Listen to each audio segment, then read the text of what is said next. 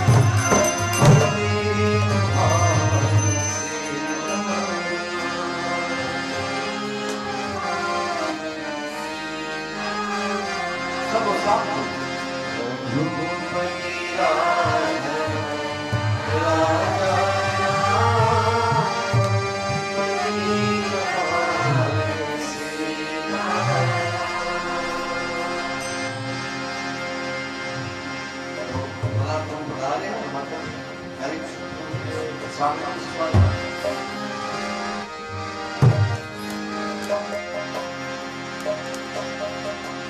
तो अयोध्या से थोड़ा सा आप लोग कॉम्प्लोट कर सकते हैं वृंदावन को, यहाँ पे भगवान को लीला करे हैं।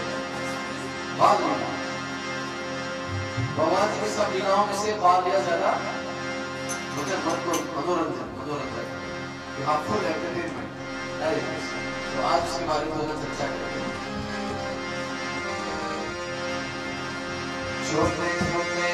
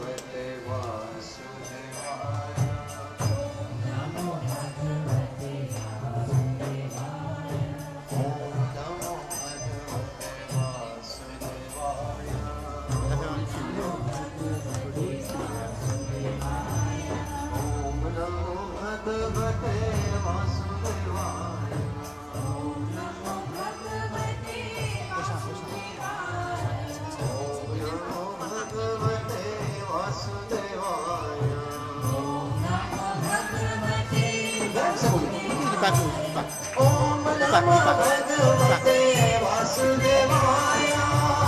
नमो भगवते वासुदेवाय। ओम नमो भगवते वासुदेवाय। ओम नमो भगवते वासुदेवाय।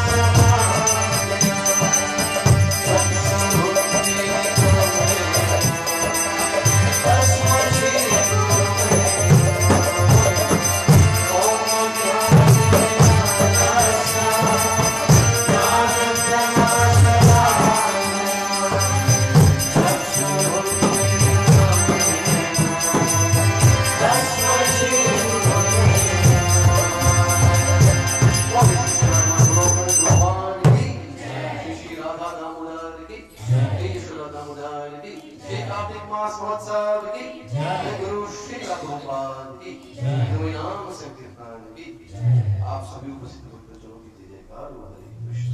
सुप्रिय भक्तगण, हरे कृष्णा। सीता माता जी बहुत धन्यवाद, आप लोग आज थोड़ा सा सत्संग करने का आपने अवसर दिया है। Nous avons eu l'occasion d'être Kirtan dans ce mois de Kartik. Vous avez tout connu mois Kartik sur l'importance? Do you all know the importance of Kartik, this month, Kartik month? कौन बोले ना? चिकी जब बोले? पापू। तो expliquer dans le Shastra que ce mois Kartik là, c'est un mois spécial. Spécial de quelle façon? Que Bhagwan est seul. Bhagwan est seul. Pas magasin est seul, hein? Bhagwan est seul. Comment dire N pour D, N pour 3, N pour 10? Bhagwan est non, N pour 1000.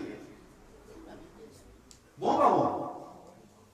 C'est qui vendent dans 1000 roupies ou bien dans N roupies, c'est un seul Bhagwan.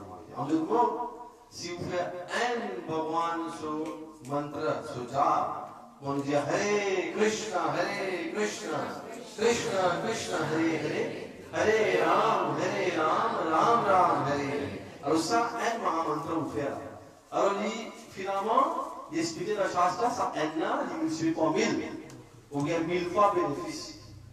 Mais qui dit autant de dire, en bien grossier, le créole, il dit, c'est un couillon, ça, c'est une promotion, ça. Allez, Krishna. Allez,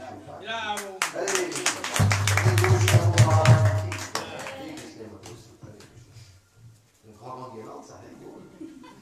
Comment une guirlande du rap, ça m'a dit. Allez. Allez, pour la Prabhu qui. Allez, Krishna. Alors, nous continuons maintenant parce que Prabhu nous dit seulement parce qu'il était déjà là pour faire la rampe et tout. Alors, c'est ça qui dit, si tu as voulu nous rester, nous incliner, parce que nous êtes, selon les temps de nous, vous ne pouvez pas. Minuit. Magadi, il faut pas dire qu'on non, pas ici, il est dans l'eau la case. Et les lèvres pour aller bien. Pour ça, mais ça va pas se faire. Et bien, ça va fonctionner par l'école, les amis et tout. Alors, nous devons aller à Arizona. Alors, 8h30 là, tu as comment? Après, qui me dit? Nous comment se faire là? Allez, nous comment se faire là? Dis-moi. Déjà, parce que quand on fait pour la voiture, vous voyez, dans celui de l'Islam, il y a des mantras spéciaux.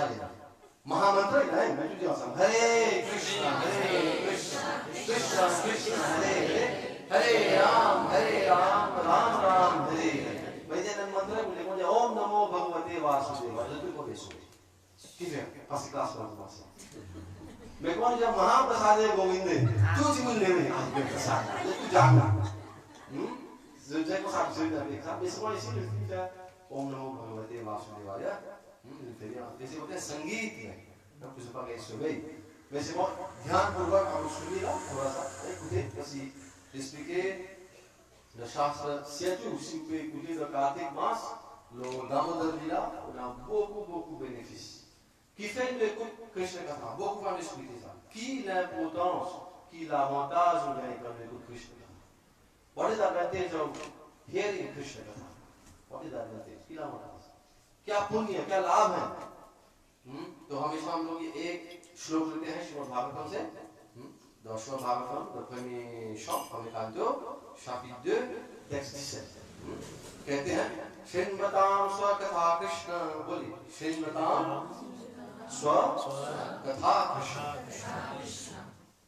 पुण्य श्रवण कीर्तन और इसी university लाई हम देखते हैं और जो बेजी है इसी श्रीमतां स्वकथा कृष्ण श्रवण करने से कृष्ण कथा श्रवण करने से क्या होता है पुण्य श्रवण कीर्तन दिव्या इन beaucoup auspiciousness पुण्य का मतलब क्या है आपको पुण्य मिल रहा है क्यों कैसा पुण्य मिल रहा है भगवान जी कहाँ रहते हैं भगवान जी को दृष्टि where does भगवान Shri Krishna reside he resides in our heart so he is inside in the heart बोलिए बात हृदय अंतः स्थो ही अवद्रम विधुनोति सुहृद सताम ये पूरा श्लोक श्रीमतां स्वकथा कृष्ण पुण्य श्रवण कीर्तन हृदयंतस्थी भद्राणि हृदयंतस्थो ये भद्राणि विधुनोति सुहृद सताम तो ये श्रीमद् भागवत में जो श्लोक है इसका मतलब क्या है किसो मीनिंग सा कि प्लीज भगवान श्री कृष्ण की कथा भगवान il nous légué assez il commence à réciproquer il commence à communiquer en nous भगवान il a dit mais vous trouvez une connexion il a il témoigne tout ce qu'il fait tout bon tout pas bon il peut guetter et il va me dire non parce qu'il de nous liberté fait ce que l'on dit ça n'a pas de free will. You are given the free will, you are given the minute independence. Cikin dimana sini. Resa cikin dimana sa, bapak ini. Jiru tu je. Kami jifi yang sini monte kelas tu. Lewat ni, apa betul sah? Itu lagi ya.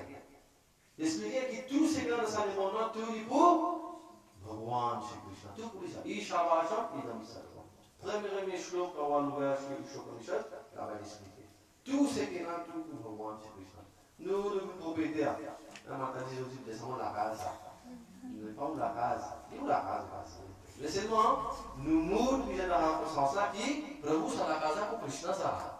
Krishna reste dans la casa. Mais moi aussi, cette idée, une domaine qui passe pour rester dans la casa. Alors, nous bien dans sa qualité, mon qualité. Parce que nous commençons à dire, Aham Mameti, I and mine, pour moi. Quand dire pour moi, on finit, on tasse, on commence à tasser. Et l'attassement-là, par contre. Alors, ça, l'attassement-là, c'est un petit peu, on appelle ça, dit, anant, ou à casser. C'est un mauvais qualité. Anant, je vais l'expliquer. Dans Hindi, अर्थ c'est qu'il y a une définition. अर्थ का मतलब क्या है? Something that has a definition. जिसका अर्थ है, उसको अर्थ कहते हैं. और इसका कोई अर्थ नहीं, उसको अनर्थ कहते हैं. तो quelque chose qui a une définition. Vous regardez? Quelque chose qui a une information, vous regardez? Mais c'est vous qui regardez tout ça là. Nous avons beaucoup अनर्थ dans nous mental. Et dans le Shastra, dans le Srimad Bhagavatam, il expliquait कि tout ça en anarth là, en totalité, il identifie environ 20 anarths dans le cours. Il y a beaucoup de combinaisons. Vous mettez dans le scientiste qui ont fait l'expérience de laboratoire, pour une potion acide, une potion 17, on se mélanger, il y a tout à des affaires. Les plus oiseaux, il faut mal de combinaisons, il y a d'autres affaires. Mais pareil, vous venez, il y a des combinaisons là, vous pouvez suivre. Les premiers Kam et Claude, comment se mélange dans le tigre? काम और क्रोध को मिलाइए तो देखिए क्या क्या मिलेगा. काम क्रोध मिलाने से कितना सारा चीज मिलता है. और कभी कौन से काम की वजह लस्ट क्रोध की वजह खोलेगा. ऐसे मिलाओ तो फिर जीवन का जो प्रोपोर्शन को मिलाओ से काम क्रोध लोभ मद मोह मात्सर्य. जीवन को मिलाओ तो मत गया. पासी को जो मात्सर्य है l'exemple मात्सर्य लीजिए enviousness. Ou bien un dimanche, on ne va pas arrêter, on va se brûler comme vous. Mais quand on dit ça, il y a un mélange de quand même Claude ça. Claude est en colère. Mais quand dimanche en colère, on dit qu'il est en colère. Mais un dimanche quand il envieux, c'est où? Ou pas ici pour vous. Tout à l'heure, ou Getty dit toujours, ya Prabhu. Allez, Krishna Prabhu, bien Prabhu. Après tout ça, c'est théologie, c'est combien de l'occasion ça? Ils se font donc marcher avec eux. Mais ça, c'est une différente combinaison de Kam et Claude. Comment c'est ça? Mais l'expliquer qui Kam, Claude, Lob, et tout ça, c'est une combinaison. Quand tu as vu ça? Quand tu as vu ça, vous connaissez? Quand tu as vu ça, dire? Vous avez l'idée? Vous connaissez? Direct wall, Narak. Direct express, Narak wall. Donc, qu'est-ce qu'on aurait besoin de comment faire l'enfer? Personne. Mais si vous parlez de l'enfer, vous commence. Qui fait vous? Qui vous a fait? Alors, les très jolis choses qu'avant Gita, c'est le chapitre 16, que Bhagavan expliqué. The divine and demoniac natures. Divine and demoniac natures. Bhagavan, le premier des trois choses qu'il expliqué, 26 qualités qui impactent la design. Commencez par le premier, Abhayam, Abhayita. Impact la personne. Comme ça, vous avez différentes qualités, 26 qualités. C'est ça qui est le design. Mais après là, Bhagavan commence à expliquer, il commence à expliquer tout le monde, démoniaque qualité. Comment tout ça qualité, mais ça demande démoniaque. Après les dire, le bandit qui garde sa bande mauvaise qualité là, comme Kam, Claude, l'eau. Après, il dit qu'on dit ça, on dit démoniaque, vous avez ce qu'on a d'autre. Alors, il a choisi dans les mondes, on ne va pas vivre tout seul. Alors, qui choisit maintenant? Soit on fait sadhu sang, soit on fait kusan. Aujourd'hui, dans la science, on a parlé pour vous, on a dit pour vous, on a Mahajan nous a dit ici, l'occasion est là, sadhu sang. C'est ça, sadhu sang. Vous devez choisir. Nous savons si c'est, on va à la boutique là. Tu bois un petit kajak, quand on a kajak pour moi, mais tout ça nous a fait là, c'est le choix. It's a matter of choice. You have the choice. You have un choix qui ne peut choisir de la vie. Oui, non. Alors, tout à nous dire que ça, trois affaires-là, vous faites bien attention.